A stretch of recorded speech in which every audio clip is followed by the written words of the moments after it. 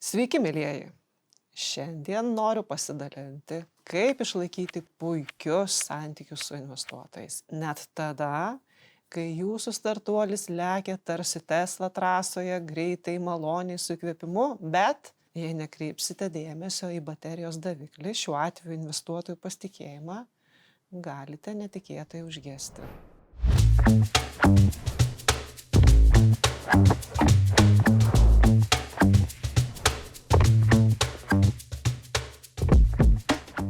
Aš esu Daiva Rakauskaitė, investavimo pasaulyje dirbu jau daugiau nei 30 metų.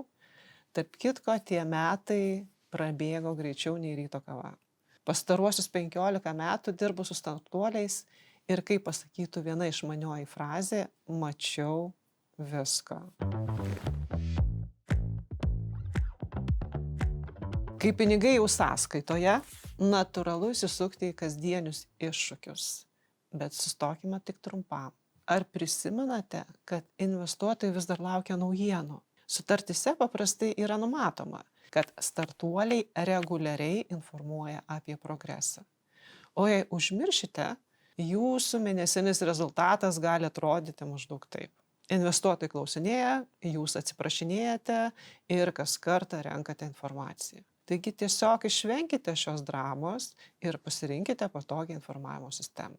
Pavyzdžiui, Investory ar Ledži, šios programėlės leidžia patogiai suvesti informaciją ir periodiškai atnaujinti jūsų pasiekimus, kuriuos dailiai grafikuose išdėlioja programėlė ir išsiunčia investuotojams.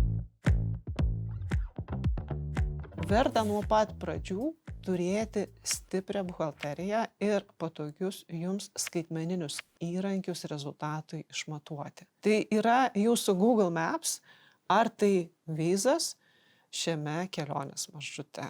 Viskas turi būti aišku. Kiek uždirbote, kiek išleidote ir kiek mėnesių dar galite važiuoti į priekį. Tai yra jūsų runway. Jei jūsų runway per trumpas, žinote, ką reikia daryti. Nedelsiant sudaryti veiksmų planą situacijai keisti. Kas tai yra runway?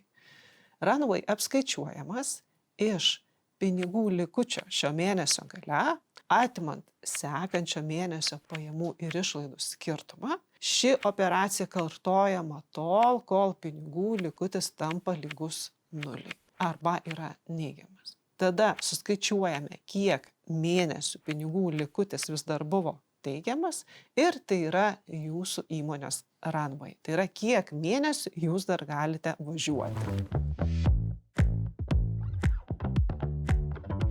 Būkite skaidrūs ir drąsūs. Kalbėkite su investuotojais ne tik apie pergalės, bet ir apie klaidas. Investuotojai nėra priešai. Jie yra jūsų partneriai. Ir kartais jie gali pasiūlyti sprendimus, apie kuriuos jūs net nesusimąstėte.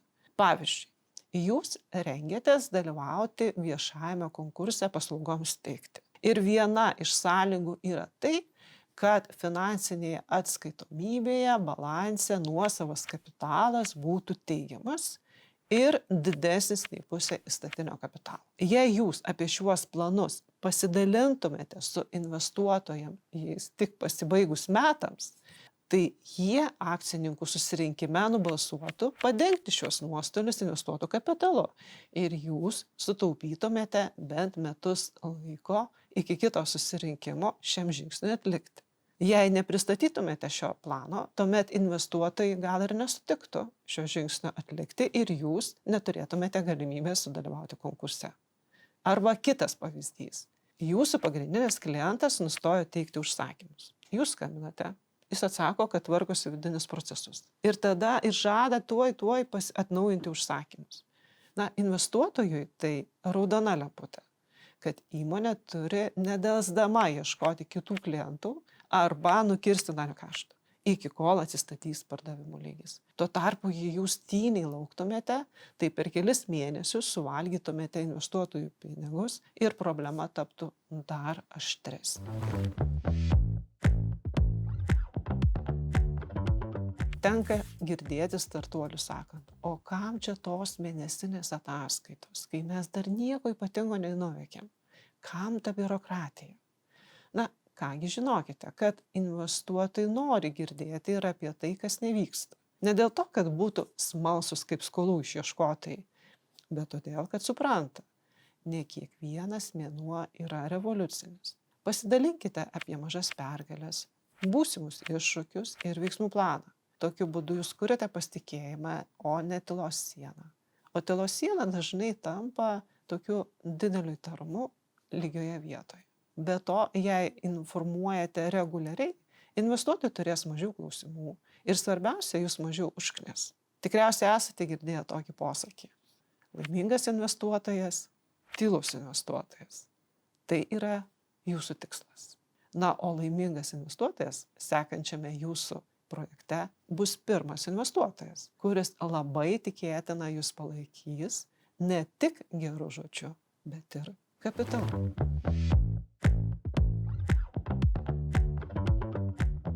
Investuotojai dažnai yra žmonės, kurie jau matė ir šilto, ir šalto, ir patys patyrė vieną ar kitą startuolių tragediją. Kai jie jums sako, kad kažkas neveiks, tai nebūtinai yra kritika. Galbūt tai yra proga išvengti aklavietės ir išsiaiškinti. Net jei atrodo, kad jų patarimai yra atsilikę nuo technologijų laikų, pagalvokite, galbūt jie mato rizikas, kurias jūs praleidote. Ir nebijokite užduoti klausimų. Investuotojai yra kaip gera GPS sistema. Jei jau nuklydote iš kelio, jie jums pasakys perskaičiuoja maršrutą. Jeigu pastebite, kad kažkas negerai, pavyzdžiui, pardavimai neauga ar išlaidos šauna į dangų, neslėpkite to. Investuotojai daug ramiau reaguos į, tarkime, turime problemą, štai kaip jas spręsime. Nei viskas gerai, o po 2 mėnesių jie išgirsta apie didelę bėdą. Problemos yra neišvengiamos, bet sprendimų ieškojimas kartu su investuotojais gali tapti jūsų stiprybė. Žinoma, nereiktų to piktnaudžiauti ir problemų sprendimo perkelti ant investuotojų pečių. Jūs priimate sprendimus ir jūs už juos atsakote. Investuotojai yra jūsų fanai. Jie ne tik patikėjo jūsų idėją, bet ir investavo savo pinigus. Parodykite, kad tai vertinate. Nebūtina rašyti odės, bet paprastas dėkui arba nuoroda į jų pagalbą gali reikšti labai daug. Jūsų dėkingumas kuria ne tik pasitikėjimą, bet ir jūsų kaip lyderio reputaciją. Investuotojai vertina, kai jūs ne tik kuriate produktą, bet ir tobulinate savo įgūdžius. Dalyvaukite seminaruose. Domėkitės rinkos tendencijomis ir pasidalinkite tuo su savo komanda bei investuotojais. Kai parodote, kad mokotės, tai rodo jūsų atsidavimą ir ilgalaikę viziją. Be to, naujos naudingos žinios plečia jūsų akiratį ir sudaro sąlygas priimti bei įgyvendinti drąsius sprendimus.